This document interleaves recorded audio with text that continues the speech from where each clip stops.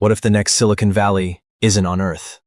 Imagine a place where billion-dollar industries are born, in zero gravity, where factories float, and your next vacation could be in orbit. Sounds like sci-fi, right? But what if I told you, this future is already happening? Let's dive into the story of space colonization, and why space might just become humanity's next home, and our next economic frontier.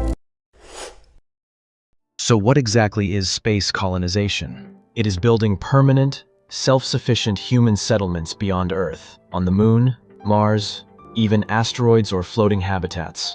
Yeah, it sounds like something out of a movie, but it's real science. Big startups and space giants are working together to send people beyond the blue sky, to live and work. That's why colonizing space takes life support systems, protection from radiation, and the use of local resources like water ice from the Moon. Why go through all this trouble? Why we need to left our home? So the answer is survival of humanity. Imagine if a giant asteroid hit the Earth, or climate change spirals out of control, or there's a deadly pandemic or nuclear war. Sounds scary, right? But if we live on more than one planet, we increase our chances of survival. Think of it like backup files, but for humans. Humans are curious and want to learn new things. Going to new planets teaches us new things about physics, biology, and the universe. And let's be real, building tech that works in space helps us on Earth too. And the next thing is valuable resources. Asteroids are full of valuable metals, like gold, platinum, and other rare Earth elements. The Moon has water. These could power our industries and even reduce damage to Earth. Plus, this isn't just a mission, it's a market. Earth is the cradle of humanity, but one cannot live in a cradle forever. The space economy represents one of the most significant growth opportunities of the 21st century. In 2022, it grew to $546 billion, and by 2030, it could hit $1 trillion. Or, in 2035, maybe hit $1.8 trillion. Private investors have already poured over $50 billion into space companies between 2020 and 2023. In 2021 alone, $14.5 billion went into space infrastructure startups. Why the hype? Because new tech makes space cheaper. SpaceX dropped launch costs to under $5,000 per kilo, thanks to reusable rockets. 3D printing and miniaturization have also made building satellites and equipment way more affordable. Blue Origin's Orbital Reef planned space business park in low Earth orbit, ready by 2027 or 2030s. Back in the day, since the start of the space race in 1955, outer space was dominated by governments, but now, it's a whole new game. Today, we call it the new space economy, a world where private companies like SpaceX, Blue Origin, and startups across the globe are changing the rules. So now, space isn't just for governments. Startups and entrepreneurs are jumping in. The revolution is start in new industries, change our thinking. By 2030, space manufacturing market could reach $14.8 billion.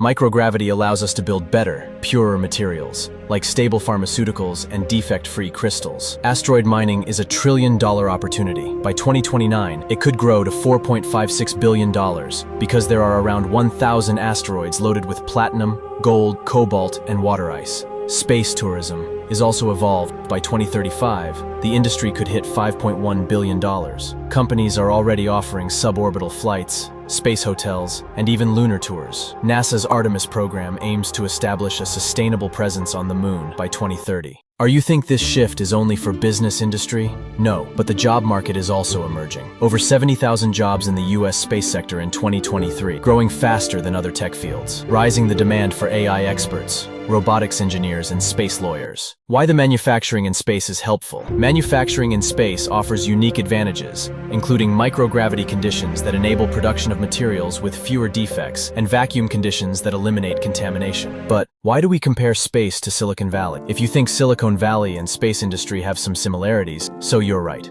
The comparison between Silicon Valley and the emerging commercial space industry stems from fundamental similarities in their innovation ecosystems, entrepreneurial approaches, and transformative potential. Just as Silicon Valley revolutionized computing and internet technologies, the space sector is undergoing a similar paradigm shift from government-dominated programs to vibrant commercial enterprises. This parallel is not merely metaphorical, but reflects a genuine transfer of Silicon Valley's innovation culture to space ventures. The first trillionaire will be made in space.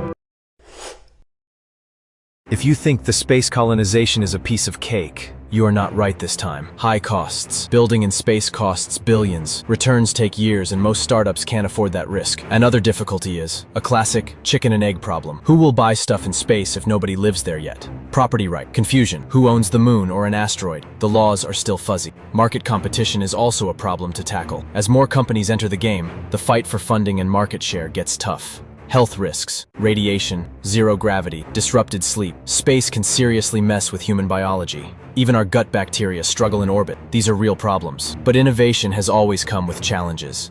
So, who's winning? The answer is nobody. It's not a sprint, it's a marathon. If USA leads with NASA and SpaceX, so China is rising fast, with its own space station and lunar missions, and Russia still sending astronauts in space. Europe and India also are building strong programs, and private companies, they're rewriting the rules. The real key is the countries and their scientists work together, and commercial companies collaborate with each other to overcome the challenges and made the space colonization cheaper.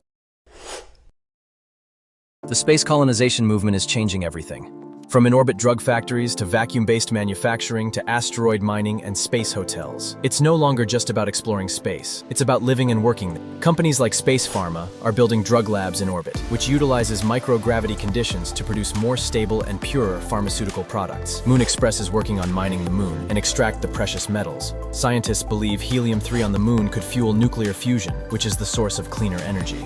Orbital Assembly Corporation is developing space stations suitable for both leisure and work, offering unprecedented experiences like zero-gravity dining, customized astronaut training, and spacewalks. Even AI and robotics are evolving for deep space missions. AI-powered systems are crucial for managing complex space manufacturing processes, resource extraction operations, and long-duration missions with minimal Earth-based oversight. By 2030, the shift from government-led exploration to business-driven colonization could change the way we live, work, and think about our place in the universe. So, is space the next Silicon Valley? Maybe. Or maybe it's something even bigger. If you're curious about the future, stay with us, because the next great story might just start beyond Earth.